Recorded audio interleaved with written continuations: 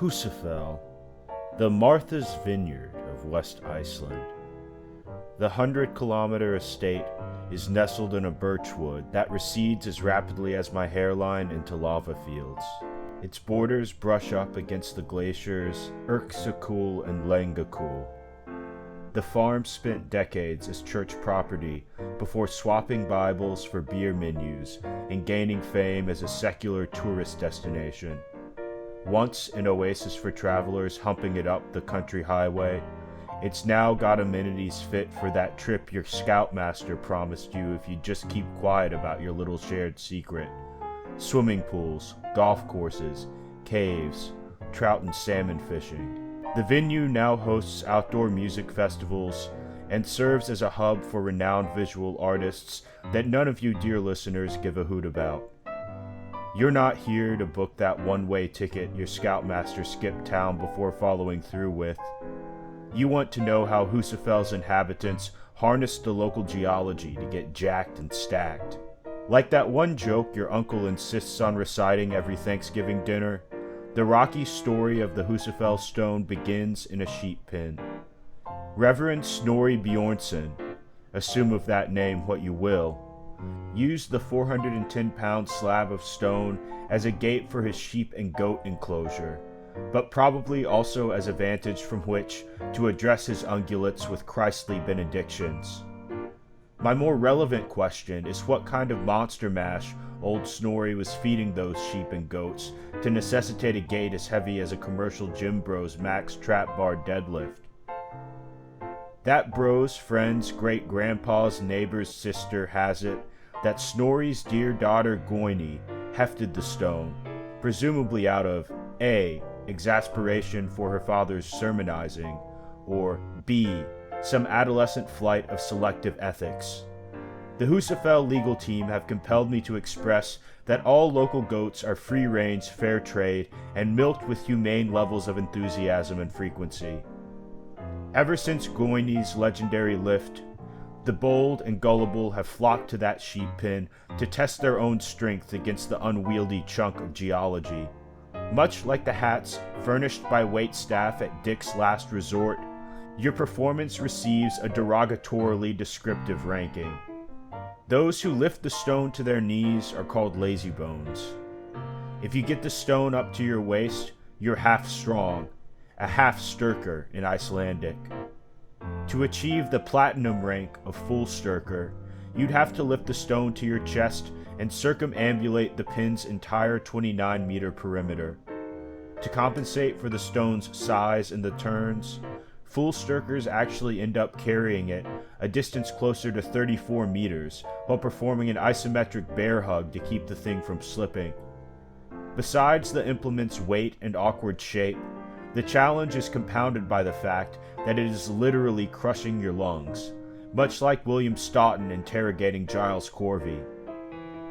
Icelandic strongmen such as John Paul Sigmarsson and Magnus Sverre Magnusson brought the Husafell stone to international attention, but it was the Highland Games athlete Andres Guðmundsson who set the early benchmark with his nearly 2 full circuits of the pin's perimeter.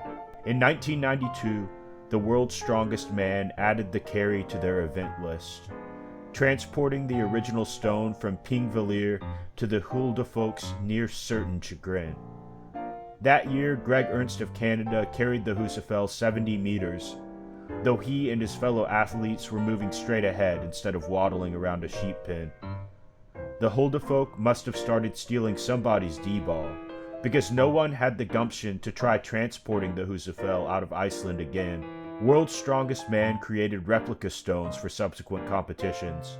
In the 1997 event, the Scandinavians Magnus Samuelsson, Sven Karlsson, Yoko Ahola, and Flemming Rasmussen toted the 359-pound replica over 80 meters. The next year, Magnus Samuelsson carried a 381-pound version just shy of that mark and kept right on going to win the whole event. Rogue created their own meticulous copy of the original stone for the 2019 Arnold Strongman Classic, where athletes had to make circuits of a structure resembling old Snorri's sheep pen. Hafthor Bjornsson honored his surname by carrying the stone nearly 67 meters. Keep in mind that it's way harder to turn with this thing than fall directly forward. The Husafell has remained a fixture in strongman competitions and warehouse gyms that double as 5,000 square foot tetanus cultures. Its legacy extends beyond the carry itself.